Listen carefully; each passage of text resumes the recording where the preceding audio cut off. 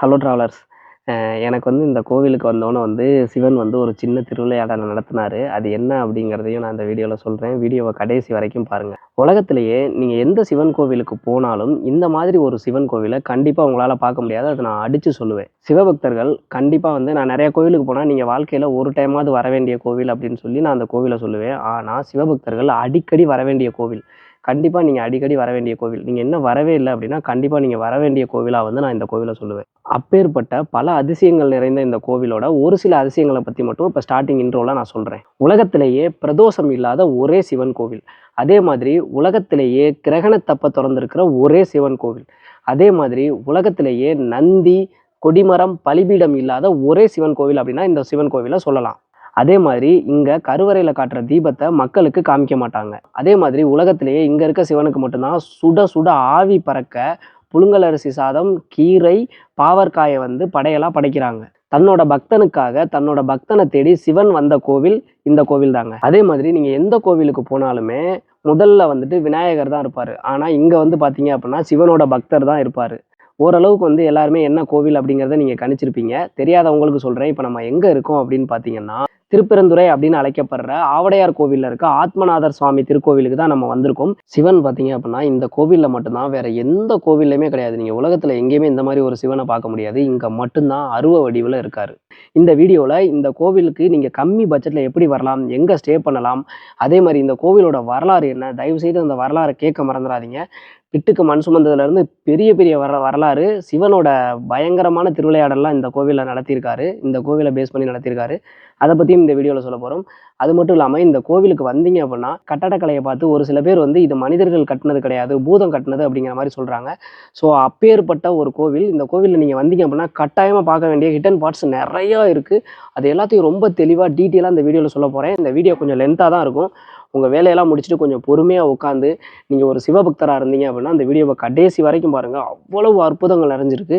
நான் இந்த கோவிலுக்குள்ளார நான் வர்றப்போ ரொம்ப மன உளைச்சலில், ரொம்ப ஒரு சங்கடமான சுச்சுவேஷனில் தான் நான் வந்தேன். இங்கே வந்ததுக்கப்புறம் என் ஃபேஸை பார்த்தீங்க அப்படின்னாவே உங்களுக்கு தெரியும். அவ்வளோ ஒரு சந்தோஷம் இருக்குது, அவ்வளோ ஒரு நிம்மதி, மனநிறைவு கிடச்சிச்சு. இங்கே இருக்க சிவன்கிட்ட நீங்கள் அது வேணும் இது வேணும்லாம் வேண்டவே முடியாது. மன நிம்மதியை வேண்டலாம், அதை விட்டால் முக்தியை வேண்டலாம். அந்த மாதிரியான ஒரு சிவன் கோவில். ஓரளவுக்கு பழமையான கோவிலை பற்றி நம்ம பேசணும், வரலாறை பற்றி பேசணுன்ட்டு தான் வந்தோம். உள்ளே ரோட்டில் நின்று பார்க்கையிலே எனக்கு ஈசன் தெரிஞ்சார். ஈசனை பார்க்குறப்பே எனக்கு அப்படி கண்ணெல்லாம் கலங்கிருச்சு. அவ்வளோ ஒரு இதுவாக இருந்தது. அது மட்டும் கிடையாது, உள்ளே வந்ததுக்கு அப்புறமேட்டு நம்மளோட சப்ஸ்கிரைபர் ஒருத்தரை பார்த்தேன். ஒருத்தர் கிடையாது, 2-3 பேரை பார்த்தோம். அவங்களே கைடெல்லாம் அரேஞ்ச் பண்ணி உங்களுக்கு சொல்லித்தரோம் அப்படிங்கிற மாதிரி சொன்னாங்க. ஆனால் கைடு ரொம்ப பிஸியாக இருந்தார். ஆனால் இந்த கோயிலோட வரலாறு நான் ஆல்ரெடி ஓரளவுக்கு பார்த்துட்டு தான் வந்தேன். ஆனால் அதுக்குள்ளே இருக்க பல விஷயங்கள் வீடியோலெல்லாம் சில பேர் சொல்லாத விஷயங்கள் எல்லாம் நம்மளோட சப்ஸ்கிரைபர் ஒருத்தர் சொன்னார். அவருக்கு ஒரு மிகப்பெரிய நன்றி. அவர் சொன்ன மாதிரி எனக்கு தெரியல, எனக்கு ஈசனே சொன்ன மாதிரி தான் தெரிஞ்சுச்சு. அவர் பட்டையை போட்டு அங்கே பக்கத்து ஊர் தான் அவர். அவ்வளோ டீட்டெயிலாக அந்த லோக்கல் லாங்குவேஜில் அவ்வளோ சூப்பராக சொன்னார். அவர் சொன்னது எனக்கு ரொம்ப பிடிச்சிருந்தது. நீங்களே சொல்லுங்கள் அப்படின்னே, இல்லை எல்லாத்தையும் கேட்டுட்டு நீங்கள் சொல்லுங்கள் அப்படிங்கிற மாதிரி தான் அவர் சொன்னார். அதுதான் நடந்துக்கிட்டு இருக்கு. சிவனே இன்றைக்கி என்னை வர வச்சு அவர் மூலமாக இன்னும் அந்த வரலாறை டீட்டெயிலாக எனக்கு சொல்ல வச்சு என்னையவே சொன்ன மாதிரி தான் நான் ஃபீல் பண்ணுறேன். இது இங்கே வந்ததுக்கப்புறம் சிவன் நடத்தின திருவிளையாடலாக தான் நான் இதை பார்க்குறேன். காலையில் 8-8:30 உள்ளே வந்தோம். மணி 10:15 ஆகுது. இந்த கோவிலை விட்டு போகவே மனசு வரல. அப்படி ஒரு அற்புதமாக இருக்குது. இந்த கோவிலுக்கு நீங்களும் வரணும் அப்படின்னா கண்டிப்பாக உங்களுக்கு வழி தெரியணும்ல. ஸோ அதனால் ஃபஸ்ட்டு ரூட் என்ன அப்படிங்கிறத சொல்லிடுறேன். ஓகே, ஃபஸ்ட்டு நீங்கள் காரில் வர்றீங்க அப்படின்னா லொக்கேஷன் டிஸ்கிரிப்ஷனில் கொடுக்குறேன், நீங்கள் யூஸ் பண்ணிக்கோங்க. அதே இது நீங்கள் பஸ்ஸில் வர்றீங்க அப்படின்னா, நீங்கள் சென்னை சைட்லலாம் இருந்து வர்றீங்க அப்படின்னா நேராக திருச்சி வந்துடுங்க. திருச்சி இல்லைனா புதுக்கோட்டை வந்துடுங்க. புதுக்கோட்டையிலேருந்து பார்த்தீங்க அப்படின்னா அறந்தாங்கிக்கு நீங்கள் வரணும். அறந்தாங்கிலேருந்து அடிக்கடி ஆவடையார் கோவிலுக்கு பஸ் இருக்குது. நீங்கள் ஆவடையார் கோவில் பஸ் ஏறினீங்க அப்படின்னா கோயில் வாசல்லே உங்களை இறக்கி விட்ருவாங்க. நீங்கள் ஆத்மநாதர் சுவாமி கோயில் போகணும்னு சொன்னீங்க அப்படின்னா கோவில் வாசல்லே உங்களை இறக்கி விட்ருவாங்க. அதே இது நீங்கள் ட்ரெயினில் வர்றீங்க அப்படின்னா அறந்தாங்கி வரைக்குமே பார்த்தீங்க அப்படின்னா உங்களுக்கு ட்ரெயின் இருக்குது. அறந்தாங்கி ரயில்வே ஸ்டேஷனில் நீங்கள் இறங்கி அங்கேருந்து பஸ் ஸ்டாண்ட் பார்த்தீங்கன்னா ஜஸ்ட் 1.5 கிலோமீட்டர் தான். நீங்கள் நடந்து கூட வரலாம், இல்லைனா ஆட்டோ எடுத்தும் வரலாம். நீங்கள் ஆட்டோவில் பஸ் ஸ்டாண்டில் இறங்கி அங்கேருந்து ஆவடையார் கோவிலுக்கு அடிக்கடி பஸ் இருக்குது. அந்த பஸ்ஸுமே பார்த்தீங்க அப்படின்னா கோயில் வாசல்லே உங்களை இறக்கி விட்ருவாங்க. இல்லை நீங்கள் ஃப்ளைட்டில் வர்றீங்க அப்படின்னா திருச்சியோ இல்லை மதுரையோ வந்துட்டு அங்கேருந்து நீங்கள் கார் எடுத்து நீங்கள் கோவிலுக்கு வந்துடலாம். இங்கே நிறைய இடங்களில் ரூமும் அவைலபிலிட்டி இருக்குது, நீங்கள் எடுத்துங்க. ஸ்டார்டிங் ப்ரைஸ் வந்து பார்த்தீங்க அப்படின்னா 1100 உங்களுக்கு இருக்குது. ஸோ அதை பார்த்துங்க. ஹவர்ஸ் மட்டும் 12 ஹவர்ஸா 24 ஹவர்ஸா அப்படிங்கிறத கேட்டுக்கோங்க. அடுத்ததாக கோயிலுக்கு பக்கத்துலேயே நிறையா ஹோட்டல்ஸும் அவைலபிள் இருக்குது. ஸோ நீங்கள் சாப்பிட்றதுக்கும் எந்த பிரச்சனையும் கிடையாது. கவர்மெண்ட்டில் கொடுக்குற அன்னதானம் இங்கே கிடையாது. யாராவது அன்னதானம் வந்து அவங்க பேர் எழுதி அன்னதானம் கொடுக்குற மாதிரி இருந்தால் கொடுக்கலாம். அந்த அன்னதானம் வந்து போடுறாங்க. ஆனால் டெய்லி ரெகுலராக போடுவாங்களா அப்படிங்கிறது எனக்கு தெரில. பிரசாதம் வந்து இங்கே விற்கிறாங்க. நீங்கள் அதை வாங்கி சாப்பிட்றதுனா சாப்பிட்டுக்கலாம். ஓகே, இப்போ தான் வந்து ஒரு செமையான இதுக்குள்ளே நம்ம போகிறோம். என்ன அப்படின்னு கேட்டிங்கன்னா, இது சொல்கிறதுக்கு எனக்கு அவ்வளோ சந்தோஷமாக இருக்குது. கோவிலோட வரலாறை வந்து சொல்ல போகிறோம். இந்த கோவிலோட வரலாறு பார்த்தீங்க அப்படின்னா, நீங்கள் நிறையா கேள்விப்பட்டிருக்கீங்க. புட்டுக்கு மண் சுமந்து ஈசன் வந்து பெரம்படி வாங்கினார்ல, அதெல்லாம் இதில் தான் வரும். செம்மையாக இருக்கும். கடைசி வரைக்கும் கேளுங்க. கொஞ்சம் பிஸியாக இருந்தீங்க அப்படின்னா எல்லா வேலையும் முடிச்சுட்டு பொறுமையாக உட்காந்து கேளுங்க. அவ்வளோ நல்லாயிருக்கும். ஓகே, இது எங்கே ஸ்டார்ட் ஆகுது அப்படின்னு பார்த்தீங்கன்னா, ராவணனோட கல்யாணத்தில் ஸ்டார்ட் ஆகுது அப்படிங்கிற மாதிரி சொல்லலாம். இந்த கோவிலுக்கும் உத்தரகோசமங்கைக்கும் மதுரை மீனாட்சி அம்மன் கோவிலுக்கும் நிறையா தொடர்பு உண்டு. ஓகேங்களா? உத்தரகோசமங்கையில் பார்த்தீங்க அப்படின்னா ராவணனுக்கும் மண்டோதரிக்கும் கல்யாணம் நடந்துச்சு பார்த்தீங்களா? அப்போ வந்து மண்டோதரிக்கு ஒரு ஆசை வருது. என்ன ஆசை அப்படின்னு கேட்டிங்கன்னா, சிவனை வந்து குழந்தையா தூக்கி கொஞ்சணும் அப்படிங்கிற ஒரு ஆசை வருது. சிவபெருமான் என்ன பண்ணுறாரு அப்படின்னு பார்த்தீங்கன்னா, மாணிக்கவாசகர்கிட்ட 4 வேதங்கள் இருக்குது பார்த்தீங்களா, அதை அவர் கையில் கொடுத்துட்டு, இந்த மாதிரி அவங்க ஆசைப்படுறாங்க, அதனால் நான் குழந்தை ரூபத்தில் போய் அவங்களோட ஆசையை நிறைவேற்றிட்டு வரேன் அப்படின்னு சொல்லிட்டு சிவன் போயிடுறாரு. யார் கையில் கொடுத்துட்டு போகிறாரு? மாணிக்கவாசகர் கையில் கொடுத்துட்டு போயிடுறாரு.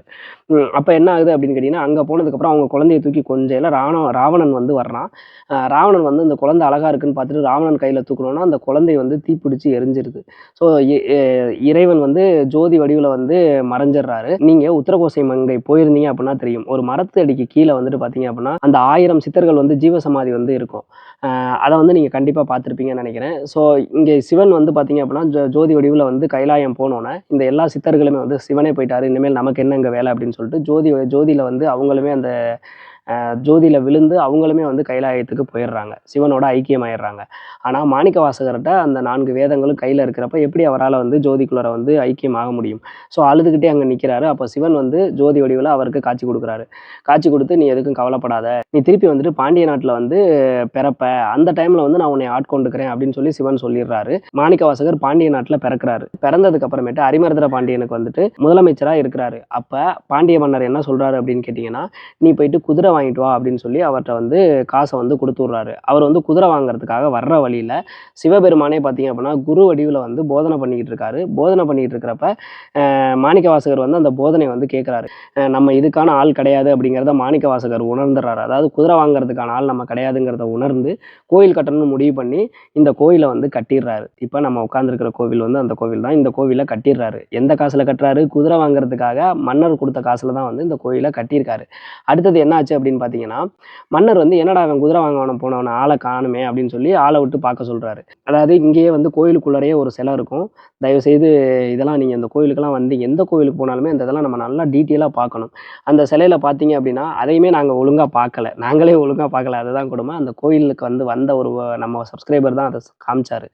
அதில் எழுதியிருக்கும், சிவபெருமானோட போதனைகளை கேட்கறதுக்கு முன்னாடி முதலமைச்சராக அவர் எப்படி இருந்தார், அதுக்கப்புறமேட்டு கையை கட்டி நிற்பார், அந்த அவரோட தோற்றமே முழுசாக மாறிடும், மாணிக்கவாசகரோட தோற்றமே. ஸோ சன்னியாசியாக மாறிடுவார். அந்த போதனைகளை கேட்டு சன்னியாசியாக மாறி தான் கோயில் கட்டுறாரு. இவரை வந்து தேடி வர்றாங்க. தேடி வந்ததுக்கு அப்புறமேட்டு என்ன பண்ணுறாங்க, இவர் குதிரை வாங்கலை அப்படிங்கவும் இவரை தூக்கி ஜெயிலில் போட்டுடுறாங்க. அதுக்கப்புறம் என்ன ஆகுது, யாரை தூக்கி ஜெயிலில் போட்டிருக்காங்க? சிவபக்தரை. சிவன் சும்மா விடுவாரா? சிவபெருமான் என்ன பண்ணுறாரு அப்படின்னு பார்த்தீங்கன்னா, குதிரை வியாபாரியாக மாறி இதுக்கு பக்கத்திலே ஒரு ஊர் இருக்குது. அந்த ஊர் பேர் வந்து நரியில் தான் சொல்கிறாங்க. அந்த ஊருக்கு போய் 700 நரிகள்னு சொல்கிறாங்க. அது எக்ஸாக்டாக எவ்வளோன்னு எனக்கு தெரில. ஸோ அந்த 700 நரிகளை வந்து குதிரையாக மாற்றுறாரு. அதை தான் சொல்லுவாங்க, நரியை பரியாக்கிய பெருமான்னு சொல்லி அந்த இடத்துல போட்டிருப்பாங்க. ஸோ நரியை வந்து குதிரையாக மாற்றுறாங்க. நரியை பரியாக்கி குதிரைன்னு சொல்லி கொண்டு போய் பாண்டிய மன்னர்கிட்ட கொடுக்குறாரு. கொடுத்துட்டு இப்போ நம்ம வந்துட்டு இப்போ மாட்டு வியாபாரிகளுக்கெல்லாம் தெரியும், இப்போ ஒரு மாடை நம்ம சேல் பண்ணுறோம் அப்படின்னா அந்த மாட்டோட கயிறை வந்து இவங்க பிடிச்சிட்டு போன கயிறை எடுத்துக்குவாங்க, அவங்க புது கயிறு போடுவாங்க. அந்த மாதிரி போட்டுட்டா வியாபாரம் முடிஞ்சதா அர்த்தம். வியாபாரம் முடிஞ்சதுக்காக அந்த பாண்டிய மன்னர் என்ன பண்ணுறாரு அப்படின்னா, குதிரைகள்லாம் ரொம்ப சூப்பராக இருக்குது. இந்த கோவிலுக்குள்ளார வரையிலே பார்த்தீங்க அப்படின்னா இந்த மாதிரி எல்லா நாட்டு குதிரைகளையுமே வந்து சிலையாக செதுக்கியிருக்காங்க. ஒவ்வொரு குதிரைக்கும் அவ்வளோ வித்தியாசத்தை வந்து சிலையிலே காமிச்சிருப்பாங்க. ஸோ வந்து இவர் என்ன பண்ணுறாரு அப்படின்னா, குதிரையாக மாற்றினதுக்கு அப்புறமேட்டு அங்கே கொண்டு போய் கொடுக்குறாரா. கொடுத்தோன்னே அந்த கயிறு கொடுக்கறதுக்கு பதிலாக மன்னரில் அவரோட அந்த பணக்கார கெத்தை காமிக்கணுங்கிறதுக்காக முத்து மாலையை வந்து பரிசாக கொடுக்குறாரு. அதை நம்மால் எப்படி தெரியுமா வாங்குறாரு, ஒரு குச்சியை அப்படி நீட்டி இந்த குச்சியில் கோர்த்து விடு அப்படிங்கிறாரு. நம்ம ஆளுக்கு எவ்வளோ நக்கல் பாருங்கள். திருவிளையாடல் பண்ணுறதெல்லாம் ஈசன் மாதிரி முடியவே முடியாது. ஸோ வாங்கிட்டு வந்துடுறாரு. வந்தோடனே இவரை வந்து அரெஸ்ட் பண்ணாங்களா, இவரை ரிலீஸ் பண்ணிடுறாங்க. யாரா மாணிக்கவாசகத்தை ரிலீஸ் பண்ணிடுறாங்க. மாணிக்கவாசகர் திருப்பி இங்கே வந்துடுறாரு. அப்போ என்ன ஆகுதுன்னு கேட்டிங்கன்னா, ஒரு குறிப்பிட்ட டைமுக்கு மேலே எல்லா குதிரையுமே வந்து நரியா மாறி அங்கே இருக்க குதிரையும் போட்டு கடிச்சு கொன்னுட்டு ஓடி போயிடுதுங்க நரி எல்லாமே. அப்போ மன்னன் சும்மா இருப்பானா, திருப்பி இவரை என்ன பண்ணுறாரு, இவர் தண்டனை கொடுக்கணும் அப்படிங்கிறதுக்காக மாணிக்கவாசகரை பிடிச்சி வைகை ஆற்று மணலில் முட்டி போட வச்சு தலையை நிமித்தி வச்சு தலையில் வந்து ஒரு கல்லை வச்சு இப்படியே நில்லு அப்படின்னு சொல்லி ஒரு தண்டனையை கொடுத்துட்றாரு. ஈசனோட பக்தனை கை வச்சா ஈசன் சும்மா இருப்பாரா? வெள்ளத்தை வந்து வர வச்சிட்றாரு. பயங்கர வெள்ளம் வந்துடுது. வெள்ளம் வந்தோடனே வீட்டுக்கு ஒரு ஆள் வந்து வெள்ளத்தை அடைக்கிறதுக்காக போகணும் அப்படிங்கிற மாதிரி சொல்கிறாங்க. அப்படின்றப்ப நம்மால் என்ன பண்ணுறாரு, ஒரு பாட்டி வீட்டுக்கு போகிறாரு. அந்த பாட்டிக்கு வந்து பார்த்திங்க அப்படின்னா யாருமே கிடையாது. அந்த பாட்டி வந்து புட்டு சுட்டு தான் விற்று சாப்பிட்டுக்கிட்டு இருக்குது. ஸோ அப்படி இருக்கிறப்ப நான் உனக்காக வீட்டுக்கு ஒரு ஆள் வரணும்னு சொல்லிட்டாங்க, உன்னால் போக முடியாத வயசாகிடுச்சு, அதனால் நான் போகிறேன், எனக்கு வந்து நீ புட்டு மட்டும் கொடு அப்படின்னா, எல்லா புட்டையும் உன்ட்ட கொடுத்துட்டேன்னா நான் எதை சாப்பிட்றது, நான் எப்படி வியாபாரம் பண்ணுறதுன்னு கேட்டோன்னே சிவபெருமான் சொல்கிறாரு, அந்த உடஞ்ச புட்டுகளை மட்டும் எனக்கு கொடு அப்படிங்கிற மாதிரி சொல்கிறாரு. அன்னைக்குன்னு பார்த்து இது கொலா புட்டு தானே செய்யுது, எல்லா புட்டுமே உடஞ்சி போயிடுது. அப்போ எல்லாத்தையுமே வந்து சிவபெருமானே சாப்பிட்றாரு. சாப்பிட்டு நம்மால் போய் வேலை பார்த்தாரான்னு கேட்டிங்கன்னா வேலை பார்க்கல. மேற்கொண்டு அங்கே இருக்க ஆளுங்களை எல்லாரையும் வந்து ஆட்டத்தை கலைச்சி விட்டு அவங்களே வேலை பார்க்க விடாமல் இவர் ஜாலியாக ஆடி பாடிக்கிட்டு தெரிஞ்சோன்னே மன்னருக்கு கோவம் வந்துடுது. மன்னர் என்ன பண்ணியிருக்காரு அப்படின்னா, அவர் முதுகில் வந்துட்டு ஓங்கி அடிச்சிருக்காரு குச்சியை வச்சு முதுகில் வந்து மன்னர் வந்து பாண்டிய மன்னர் வந்து சிவன் அடிச்சிருக்காரு. சிவன் வந்து யார், எல்லா ஜீவராசிகளுக்கும் அவர் தானே கடவுள். அப்படி இருக்கிறப்ப எல்லாருக்குமே அந்த அடி வந்து முதுகில் வந்து விழுந்திருக்கு, எல்லாருக்குமே வலிச்சிருக்கு. அப்போ தான் வந்தது யார் அப்படிங்கிறத மன்னரே வந்து உணர்ந்திருக்காரு. அதுக்கப்புறமேட்டு நம்ம மாணிக்கவாசகர் இந்த கோவிலை வந்து அந்த உள்ள இருக்க கோயில் மட்டும்தான் கட்டினார். மீதி எல்லாத்தையுமே வந்துட்டு கட்டினது வந்து பாண்டிய மன்னன் தான். அதுக்கப்புறம் கோயிலை சுற்றி வந்து நிறையா பாண்டிய மன்னர்கள் தான் வந்து கட்டியிருக்காங்க. அதுக்கப்புறம் நிறையா பேர் வந்து இதை அடுத்தடுத்து வந்த மன்னர்கள் நிறைய பேர் இதுக்கு மேற்கொண்டு வந்து பணிகளை வந்து மேற்கொண்டிருக்காங்க. அப்படி உருவானது தான் இந்த கோவில். இதுதான் இந்த கோவிலோட வரலாறு. அடுத்ததாக பார்த்தீங்க அப்படின்னா, இந்த கோவிலோட சிறப்புகளும், இந்த கோவில் நீங்கள் வந்தீங்க அப்படின்னா கட்டாயம் பார்க்க வேண்டியது என்னென்ன அப்படிங்கிறத பற்றியும் சொல்கிறேன். நான் சொன்ன வரலாறு உங்களுக்கு பிடிச்சிருந்துச்சு அப்படின்னா இந்த வீடியோக்கு ஒரு லைக்கை போட்டு ஓம் நமச்சிவாய அப்படிங்கிறத கமெண்ட் பண்ணுங்கள். உங்களோட கருத்துக்களையும் வந்து கமெண்ட்டில் சொல்லுங்கள். இந்த கோவிலோட சிறப்பு என்ன அப்படின்னு பார்த்தீங்கன்னா, நீங்கள் வேறு எந்த கோவில்லையுமே வந்து நீங்கள் மூலவரை பார்க்கணும் அப்படின்னா பக்கத்தில் போகணும். ஆனால் இங்கே நீங்கள் முன்னாடி முதல் வாசப்படியில் நின்று, இன்னும் என் ரோட்டில் நின்று மூலவரை உங்களால் தரிசிக்க முடியும். ஏன்னா இடையில வந்துட்டு கொடிமரமோ பலிபீடமோ நந்தியோ கிடையாது. அதனால நேராக வந்து சாமி தெரிவாங்க. அதே மாதிரி அப்படியே கொஞ்சம் உள்ள வந்தீங்க அப்படின்னா உங்களோட ரைட் சைட்லேயும் லெஃப்ட் சைட்லேயும் நிறைய சிற்பங்கள் இருக்கும். ஒவ்வொரு சிற்பங்களுமே ஒவ்வொரு வித்தியாசமாக இருக்கும். அதுலேயே நரசிம்மர் சிற்பத்தை எல்லாம் பார்த்தீங்க அப்படின்னா அவ்வளவு தத்ரூபமாக இருக்கும். இரணியனை வந்து அவரோட மடியில் தூக்கி வச்சிருப்பாரு. அப்போ வந்து ஒரு வெயிட் வந்து நம்ம மடியில் வச்சுருந்தா அந்த நரம்பு புடைக்கும் பார்த்தீங்களா, அந்த நரம்பு புடைக்கிறதெல்லாம் காலில் வந்து உங்களால் பார்க்க முடியும். அந்த அளவுக்கு தத்ரூபமாக இருக்கும். அவர் குடலை வந்து மாலையாக போடுறது அது எல்லாமே சூப்பராக இருக்கும். இந்த மாதிரி ஒவ்வொரு சிலையுமே நீங்கள் 5லேருந்து 10 நிமிஷம் நின்று பார்க்குற அளவுக்கு அவ்வளவு தத்ரூபமாக வந்து செதுக்கியிருப்பாங்க. அந்த சிலையை அது 2 சைட்லையுமே பார்க்குறீங்களா, பார்த்துட்டு அந்த இடத்துல நின்று பார்த்தீங்க அப்படின்னா உங்களுக்கு மேலே வந்துட்டு பார்த்தீங்க அப்படின்னா ஒரு தாவாரம் மாதிரி தெரியும். அந்த இடத்துல நின்று பார்த்தீங்க அப்படின்னா ஒரு குரங்கும் உடும்பும் இருக்கும். அந்த குரங்கு என்ன சொல்லுது அப்படின்னா, நம்மளோட மனம் ஒரு குரங்கு அப்படிங்கிற மாதிரி சொல்லும் அந்த குரங்கு. அந்த உடும்பு என்ன சொல்லுது அப்படின்னா, இந்த மாதிரி குரங்கு மாதிரி அலையிற மனசை வந்து இங்கே வந்து நீ ஒருநிலைப்படுத்த முடியும், ஈசனை வந்து உடும்பு போல பிடிச்சிக்க அப்படிங்கிற மாதிரி சொல்கிறதுக்காக தான் அந்த இடம். அதுக்கு அப்படியே கொஞ்சம் மேலே பார்த்தீங்க அப்படின்னா ஒரு சின்ன கேப் இருக்கும். அந்த இடத்துல நின்று பார்த்தா உங்களால் மூலவரையும் கோபுரத்தையும் ஒரே நேரத்தில் பார்க்க முடியும். வேற எந்த கோவிலையும் உங்களால் மூலவரையும் கோபுரத்தையும் ஒரே நேரத்தில் பார்க்கவே முடியாது. ஆனால் இங்கே அது மாதிரி முடியும். அங்கேருந்து ஸ்ட்ரெயிட்டாக பார்த்தீங்கன்னா மூலவர் தெரிவார். அப்படியே மேலே அந்த கேப்பில் பார்த்தீங்க அப்படின்னா 5 கலசங்களும் கோபுரங்களும் தெரியும். இது எப்பேற்பட்ட விஷயம், எப்பேற்பட்ட கட்டடக்கலை, சான்ஸே இல்லைங்க அப்படின்னு தான் நான் சொல்லுவேன். இங்கே அதே மாதிரி நோட் பண்ணீங்க அப்படின்னா எல்லா சிலைகளுமே வந்து பார்த்தீங்க அப்படின்னா நின்ற வடிவில் தான் இருக்கும். எந்த சிலையுமே வந்துட்டு உட்காந்துருக்காது. எதனால அப்படின்னு கேட்டிங்கன்னா, இறைவன் வந்து பார்த்திங்கன்னா இங்கே ஆத்மா வடிவில் இருக்கிறதுனால இறைவனுக்கு மரியாதை செலுத்தணும் அப்படிங்கிறதுக்காக இங்கே வரைஞ்சிருக்க எல்லா சிற்பமுமே நின்றுக்கிட்டே தான் இருக்கும். அந்த சிற்பத்தை பார்த்துட்டு நீங்கள் உள்ள வரையிலே பார்த்தீங்க அப்படின்னா ரைட் சைட்லேயும் லெஃப்ட் சைட்லேயும் 2 தூண் இருக்கும். இந்த 2 தூண் நிறையா பேருக்கு தெரிய மாட்டேங்குது. சும்மா அப்படியே பார்த்துட்டு போகிறாங்க. சும்மா அப்படி பார்க்கல, சும்மா அப்படி பார்த்துட்டு போகிறாங்க. அது வந்து 1000 கால் தூண். உலகத்திலேயே 2 தூணில் 1000 கால் மண்டபம் இருக்குது இங்கே மட்டும்தான். கண்டிப்பாக அதை நீங்கள் பார்க்கணும். அது பார்க்க ரொம்ப சாதாரணமாக தான் இருக்கும். ஆனால் ஒன்னொன்னுலையும் பார்த்தீங்க அப்படின்னா வந்துட்டு அந்த தூண் வந்து செதுக்கியிருப்பாங்க. 2 தூணில் 1000 கால் மண்டபத்தை இங்கே நீங்கள் பார்க்கலாம். அதை பார்த்துட்டு அப்படியே கொஞ்சம் உள்ளே வந்தீங்க அப்படின்னா மேலெல்லாம் நிறையா வந்து அந்த மூலிகைகளை வச்சு டிராயிங்லாம் வரைஞ்சிருப்பாங்க. ஸோ அதெல்லாம் பார்க்கலாம். பார்த்துட்டு உள்ளே வந்தீங்கன்னா குதிரை மேலே ஒரு சிலை மாதிரி தான் இருக்கும். அதில் வந்து அந்த வாசகம் எழுதியிருக்கும். அது சாதாரணமாக நினச்சிடாதீங்க, அவருமே ஈசன் தான். ஈசன் வந்து அந்த நான் சொன்னேன்ல, ஸ்டோரியில் சொன்னேன் பார்த்தீங்களா, குதிரையை வந்துட்டு குதிரை வியாபாரியாக வந்து தன்னோட பக்தனுக்காக நரியை வந்து பரியாக்கி போனாருன்னு சொன்னேன் பார்த்தீங்களா, ஸோ அந்த சாமி தான் அது. அவரை வந்து நீங்கள் கும்பிடலாம். அந்த குதிரை சாமிக்கு லெஃப்ட் சைடில் பார்த்தீங்க அப்படின்னா மாணிக்கவாசகர் இருப்பார். நல்லா நோட் பண்ணி பாருங்கள். எல்லா கோவில்லையுமே உள்ளே வந்தோன்னா விநாயகர் தான் உங்களால் பார்க்க முடியும். ஆனால் இங்கே வந்து பார்த்தீங்க அப்படின்னா மாணிக்கவாசகர் தான் உங்களால் பார்க்க முடியும். மாணிக்கவாசகர் தான் முன்னுரிமை. நீங்கள் அப்படியே பார்த்துட்டு உள்ள நேராக சிவன்கிட்ட போயிடாதீங்க, மாணிக்கவாசகர்கிட்ட போங்க. மாணிக்கவாசகரை தரிசனம் பண்ணிவிட்டு மாணிக்கவாசகரோட அந்த படிக்கட்டு இருக்குது பார்த்தீங்களா, அந்த படிக்கட்டில் நின்று இப்படி மேலே நிமிர்ந்து பார்த்தீங்க அப்படின்னா நட்சத்திரங்கள் இருக்குது பார்த்தீங்களா, இதெல்லாம் எப்போ செதுக்குனாங்க, கிட்டத்தட்ட இந்த கோவிலோட வரலாறு பார்த்தீங்க அப்படின்னா கிட்டத்தட்ட 2000 ஆண்டுகள் பழமை வாய்ந்தது அப்படிங்கிற மாதிரி சொல்கிறாங்க. அந்த மேலே அந்த நட்சத்திரங்கள்லாம் இருக்குது பார்த்தீங்களா, அந்த நட்சத்திரங்களோட பிரிவெல்லாம் எப்படி இருக்குங்கிற மாதிரி அழகாக வரைஞ்சிருக்கிறாங்க. அவ்வளோ சூப்பராக இருக்குது. ஒவ்வொரு நட்சத்திரம் இப்போ வந்து அந்த பிரிவு இல்லாத நட்சத்திரம் பார்த்தீங்க அப்படின்னா சேர்ந்தே இருக்கும். அந்த பூ வடிவில் இருக்குது. பிரிவு இல்லாத நட்சத்திரம் சேர்ந்தே இருக்குது. சில இது பார்த்தீங்க அப்படின்னா அந்த பிரிஞ்சு இருக்கும் பார்த்தீங்களா, அதெல்லாம் பிரிஞ்சு அந்த டிராயிங் அவ்வளோ அற்புதமாக இருக்குது. இங்கே நான் டிஸ்பிளே பண்ணுறேன் பாருங்கள். உங்களோட நட்சத்திரம் என்ன அப்படிங்கிறத கமெண்ட் செக்ஷனில் சொல்லிவிட்டு ஈசன்ட்ட உங்களுக்காக வேண்டிக்கங்க.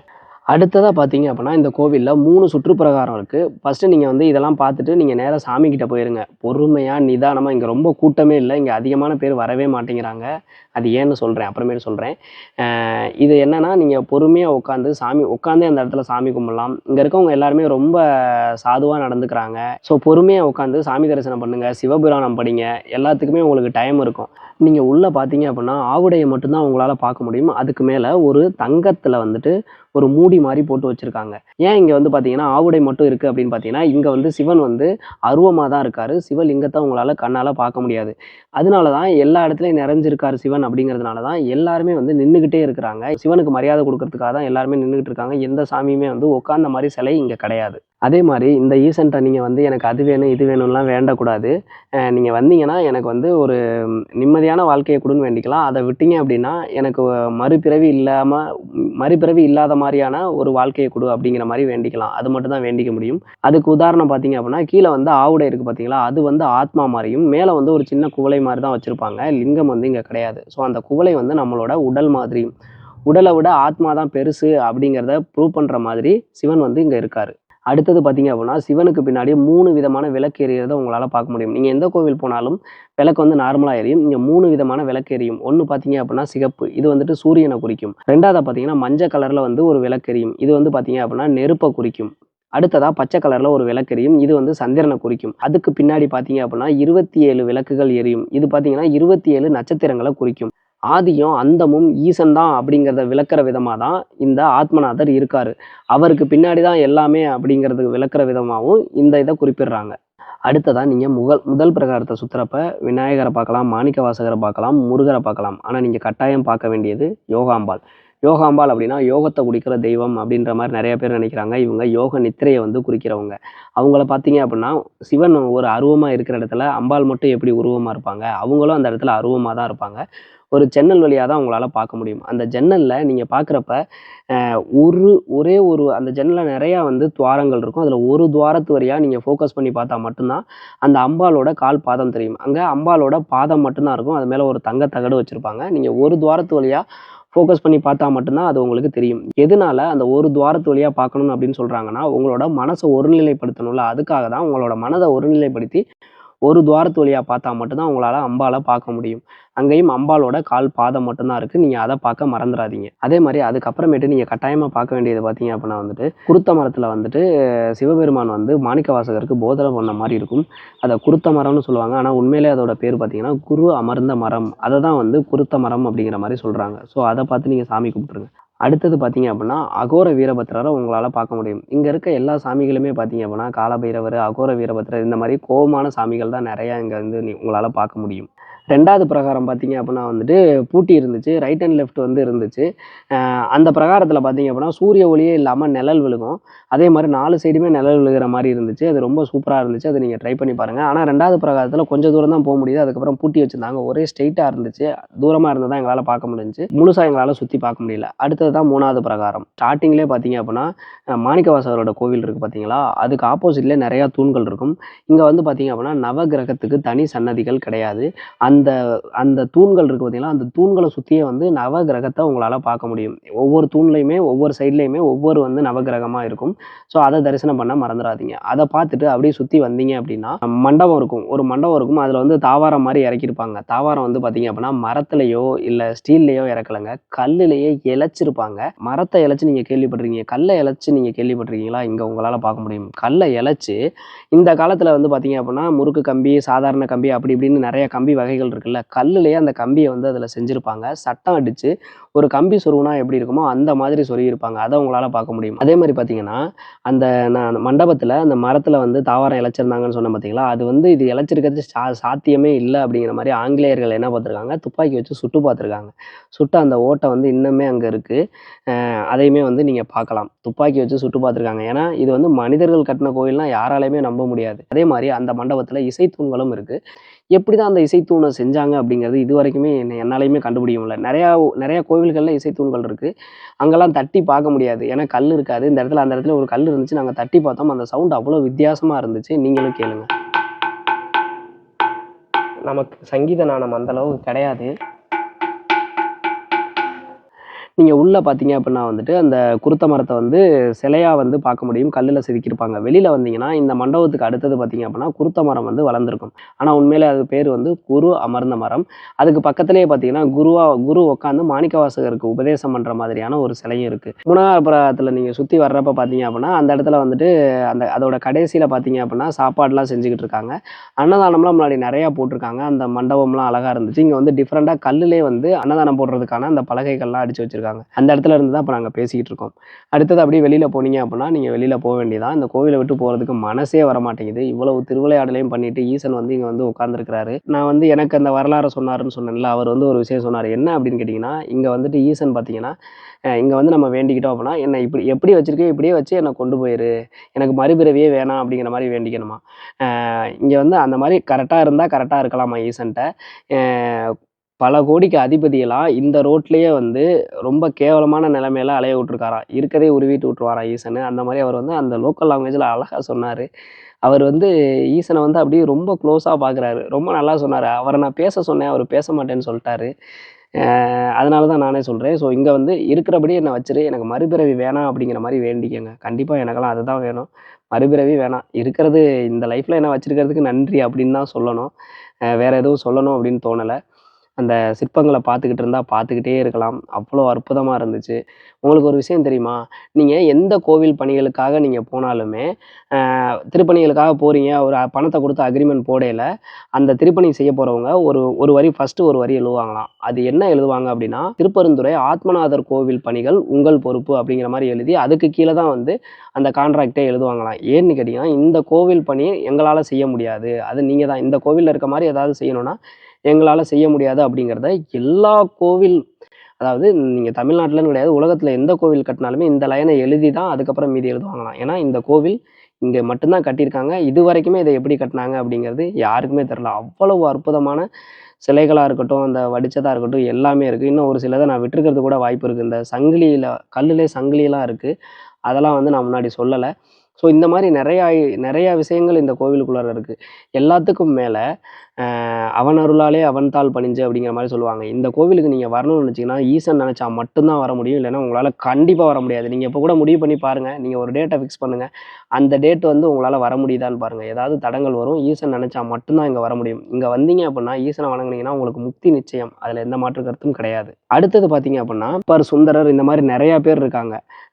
ஆனா எல்லாருக்கும் ஒரு படி மேல அப்டின்னா மாணிக்கவாசகர சொல்லலாம். கண்டிப்பா திருவாசகத்த உணர்ந்து படிக்கிறவங்களுக்கு கண்ணீர் தண்ணி கண்டிப்பா வரும். அத உணர்ந்து ஓதணும். திருவாசகம் எனும் தேன் அப்படிங்கிற மாரி தான் சொல்லுவாங்க. சிவனுக்கும் சரி மாணிக்கவாசகர் ரொம்ப நெருக்கமானவரு. இங்கெல்லாம் மாணிக்கவாசகர பார்க்குறப்ப எனக்கு வந்து அதான் தோணுச்சு.